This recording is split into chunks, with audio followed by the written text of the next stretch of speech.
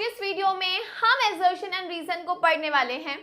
इस पर guys part 1 already आ चुका है, जिसमें इसके बेसिक कंसेप्ट को समझाया गया है कि assertion एंड रीजन में किस तरीके के क्वेश्चन आते हैं, कैसे उनको सॉल्व किया जाता है, क्योंकि ये अभी 2020 टू 21 के सेशन में ही एडअप हुआ है। उससे पहले ये कंसेप्ट नहीं था, आता था हमारे एग्जाम्स में।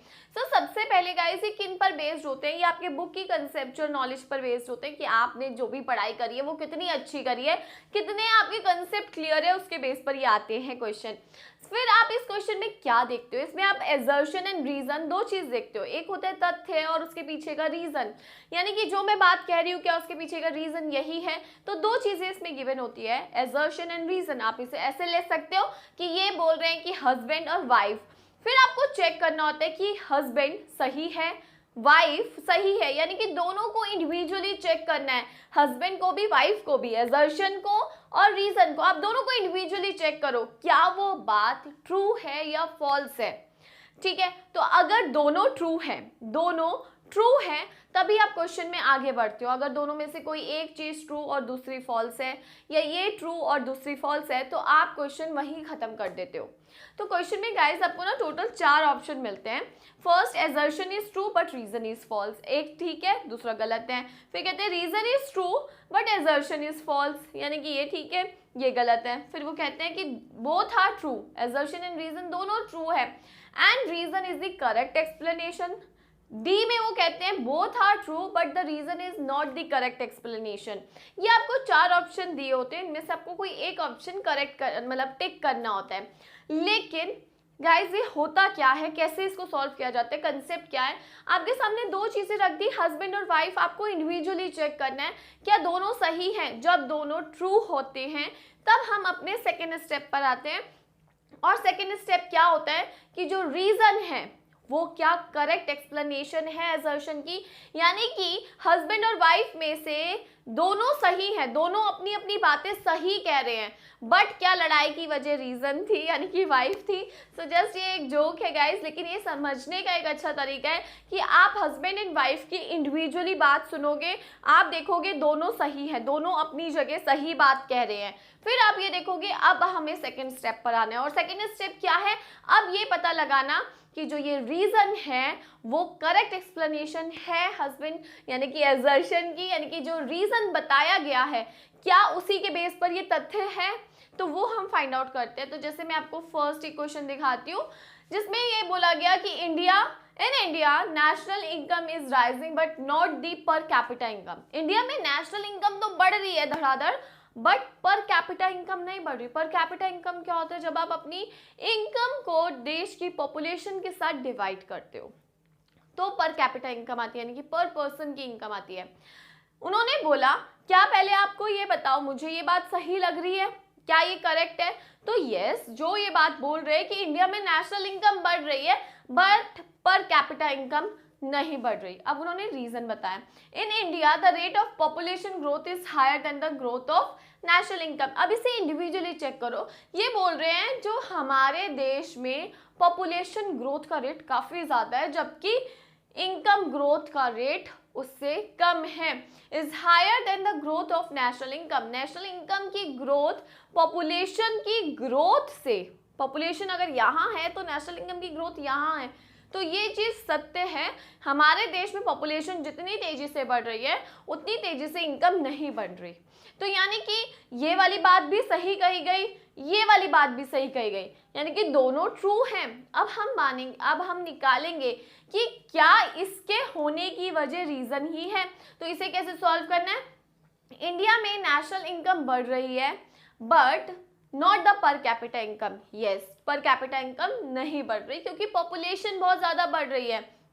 सो because in India the rate of population growth is higher than the growth of national income, because India में पॉपुलेशन इतनी ज़्यादा बढ़ जाती है कि अगर इनकम 10,000 करोड़ से आगे बढ़ती भी है तो पॉपुलेशन इतने करोड़ जनसंख्या की बढ़ जाती है कि वो इनकम बढ़ने का कोई बेनिफिट नहीं होता। तो यानी कि ये एक सही रीज़न है ना, हमारी इनकम पे क्यों इफेक्ट आ रहा है, हमारी इनकम क्यों बढ़ते हुए भी पर कैपिटा इनकम कम आ जाती है, बिकॉज पॉपुलेशन बढ़ रही है और हम फॉर्मूले में डिवाइड भी पॉपुलेशन से करते हैं। सो यानी कि ये बात जो कही जा रही है वो सही कही जा रही है। मैं आपको एक चीज़ बताती गाइस, जो हमारी नेशनल इनकम होती है उसको हम डिवाइड करते हैं पॉपुलेशन से, so that per capita income निकलती है। तो इसका तो डायरेक्ट रिलेशन है इसके साथ, यानी कि अगर हमारी इनकम बढ़ी भी तो पॉपुलेशन इतनी ज़्यादा तेजी से बढ़ जाती है।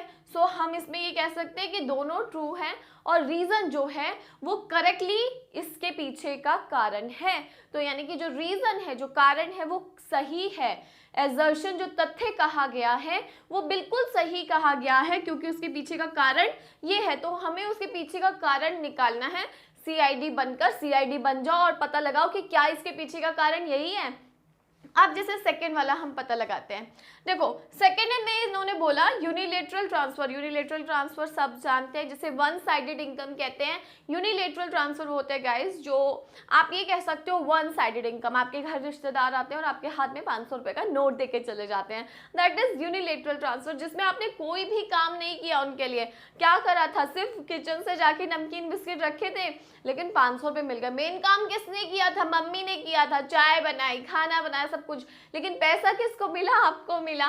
तो that is the unilateral transfer. अब इकोनॉमी की भाषा में हमारे जो ओल्ड एज होते हैं पीपल, उनको जो ओल्ड एज पेंशन मिलती है, यूनिलेटरल ट्रांसफर, वो कोई गवर्नमेंट का काम नहीं करे बट उनको फिर भी पैसा दिया जाता है, राइट। इसी तरीके से गाइस जब हमें गिफ्ट्स मिलते हैं तो वो भी यूनिलेटरल ट्रांसफर होते हैं। अब वो क्या कहते हैं कि यूनिलेटरल ट्रांसफर, अब आपको मतलब समझ आ गया, are not treated in the calculation of national income. Yes, हम नेशनल इनकम में बिल्कुल भी यूनिलेटरल ट्रांसफर को इंक्लूड नहीं करते। अगर मैं इस बात को देखूं तो ये अकेली इंडिविजुअल बात बिल्कुल सत्य है, ये बिल्कुल सच कहा जा रहा है कि हम नेशनल इनकम में यूनिलेटरल ट्रांसफर को नहीं देखते। अब उन्होंने रीजन दिया, unilateral transfer come in the form of gifts and donation. Unilateral transfer जो होता है वो गिफ्ट एंड डोनेशन के रूप में हमारे पास आता है। तो ये बात भी सत्य है कि यूनिलेटरल ट्रांसफर हमें इन द फॉर्म ऑफ गिफ्ट और डोनेशन मिलता है, जिसमें हम कोई भी काम नहीं करते। तो देखो दोनों बात सच है, ठीक है। अब हम रीजन पता लगाते हैं, क्या इसके पीछे का कारण यही है। तो unilateral transfer are not treated in calculation of national income. क्यों? Because unilateral transfer come in the form of gift and donation. So ये इसकी एक्सप्लेनेशन करेक्ट नहीं है। हम नेशनल इनकम में से क्यों इंक्लूड नहीं करते, क्योंकि ये कोई फैक्टर इनकम नहीं है, क्योंकि इसमें हमने कोई भी फैक्टर नहीं दिए जिसके रिगार्डिंग हमें इनकम मिले। हम इसलिए ऐड अप नहीं करते, इसलिए नहीं कि ये भाई gift in the form of donation, वो तो हमें पता ही है कि यूनिलेटरल ट्रांसफर जो होती है वो डोनेशन के रूप में होती है, पेंशन के रूप में होती है, गिफ्ट के रूप में होती है, बट इसलिए नेशनल इनकम में हम इसे इंक्लूड नहीं करते। हम इंक्लूड इसलिए नहीं करते, क्यों नहीं करते, इसलिए नहीं करते बिकॉज ये वन साइडेड इनकम है, इसमें कोई भी फैक्टर ऑफ प्रोडक्शन हम नहीं देते जिसके रिटर्न में हमें इनकम हो, इसलिए हम नहीं ऐड करते। सो जो करेक्ट एक्सप्लेनेशन वाला पार्ट है वो गलत है, दोनों सही हैं अपनी जगह। यूनिलेटरल ट्रांसफर जो होती है वो गिफ्ट एंड डोनेशन के रूप में होती है, बट इसके पीछे का कारण ये नहीं है, यानी कि नेशनल इनकम में से इंक्लूड करने का कारण ये नहीं है। तो इसका क्या ऑप्शन होगा, फोर्थ होगा, is not the correct explanation.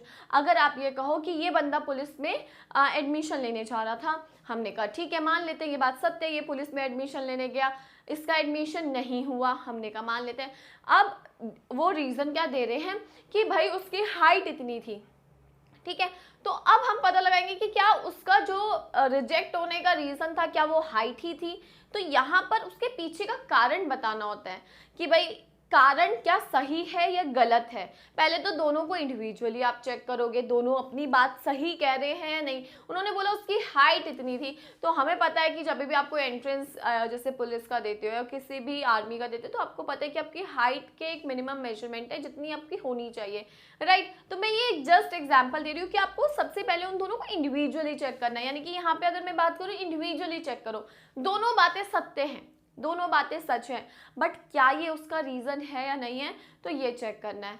So guys इस तरीके के क्वेश्चन आप और भी ट्राई करो, आपको जहाँ से भी मिलते हैं, क्योंकि अभी प्रीवियस आपको सैम्पल पेपर में ये देखने को नहीं मिलेंगे, सबको कहीं से भी मिलते हैं, आपको ट्राई करना है। और जो भी डाउट होता है आप मेरे साथ इंस्टाग्राम पर शेयर कर सकते हो, मेरी आईडी है तबिता मैसी। और गाइज अगर आपको ये मेरी वीडियो समझ आई है तो प्लीज़ इसे लाइक शेयर एंड कमेंट ज़रूर करना, आपके कमेंट्स बहुत प्रीशियस होते हैं मेरे लिए। सो कमेंट ज़रूर करना गाइज, और चैनल को सब्सक्राइब करना for the more videos. Thank you.